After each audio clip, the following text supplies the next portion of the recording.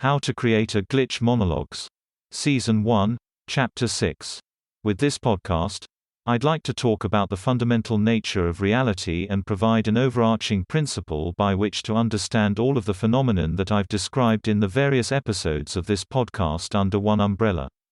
And essentially, what that umbrella is the idea that we exist in a consensus reality. Now, in order to fully explain this idea, I'll have to unpack it. So, what does it mean by consensus?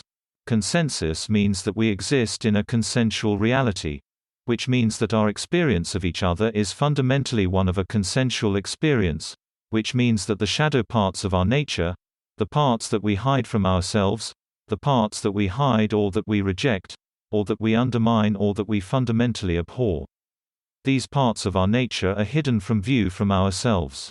And therefore, in the consensual reality which we exist, they are hidden from view from others as well. Now, this principle underlies the manner by which our exchanges occur, our encounters occur, and the nature and content of our experience as far as it deals with other individuals. So, let's say you are sitting in a living room with a number of other individuals having a conversation. At some point you develop the need to use the washroom or perhaps go outside to smoke a cigarette. And as a result of that instinct, you leave the confines of the living room, and the conversation continues.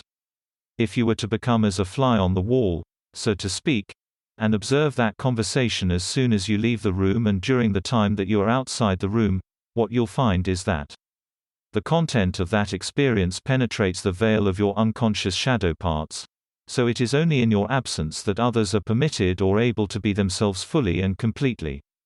So insofar as it represents a challenge or an undermining of your consent to the exchange.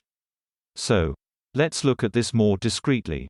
Essentially, what I'm saying is all those pauses, all those seemingly coincidental escapes from that living room, all those times that you didn't hear what someone said, all those times that you looked away for a moment at someone outside the window, all those moments where you had to use the washroom or had to attend to something outside the room, each and every one of those moments is filled with content of experience, which defies the consensual nature of the exchange.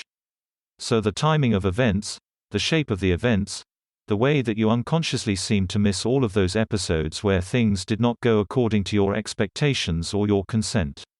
In the moment you exist in a world which is defined by your consent to the experience, which means that so far, insofar as you do not consent, your absence is required for the expression of meaning, according to that underlying narrative. Now, it's difficult to express this in a perfect way, but the way that I prefer to describe it is that the details of an experience are molded by the consensual nature of the exchange, the minutiae of every exchange, the body mechanics, the timing, the manner by which people fit together in a room or in the street. All of the very minor details of an exchange represent the criteria that must be shaped according to the consensual nature of the experience. Now, there's another part of this story as well, which essentially is that the nature of experience and the nature of the consensual reality in which we reside is such that there's a constant effort to expand or push the limits of what you consent to enable a broadening of your experience, to enable stepping into of each and every new level of your experience. So as your consciousness expands, there's a pressure from other people to broaden the forms and types of experience which you will consent to. And the reason for this is because there's a fundamental push in a consensual reality towards the goal of showing yourself in as much as you possibly can to all of the people who you are close to. Everyone wants to be known completely by those whom they have feelings for one way or the other. Everyone wants to be known by their friends and by their family. And as your experience reveals the shadow nature of your being, it moves into the consensual nature of an exchange. So, this is the underlying principle, which summarizes all of the various mechanisms of experience and also describes the manner by which we escape our expectations and the manner by which our expectations govern our experience of reality. So, inasmuch as you desire to escape from your expectations through the various mechanisms described in these books and podcasts, you're simply moving towards a greater understanding of your shadow self. And as you acquire that understanding, it moves into the light created by what is essentially a consensual exchange, which means that you can be more present in the moment, which means that you will not take outs, so to speak, from confrontation or from a social exchange. But it also means that, and there will be less inhibitory behavior in your nature.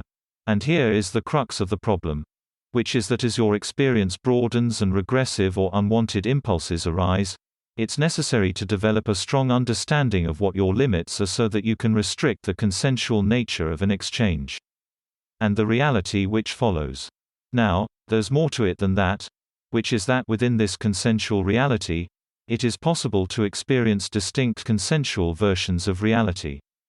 As your understanding of your shadow self evolves and you become more sensitive to the consensual nature of the exchange with other individuals, you will find that there is a potentiality for an existence or a reality where the rules of social convention do not apply as you understood them prior to that self-knowledge. So, there's a risk inherent in the expansion of one's experience into realms of taboo action and action, which is not socially acceptable in a fundamental way or in accordance with one's moral compass. So, the practice of glitching and the practice of growing and a consensual reality is fundamentally a conflict between two impulses, that is the impulse to grow and develop as a person and to expand one's awareness into the shadow realms of one's being. So those two impulses may conflict and there's a tension between them. So, it is only in the recognition of one's moral limits that one is able to restrict one from expanding one's awareness into realities which are fundamentally abhorrent to one's nature and to one's ultimate morality.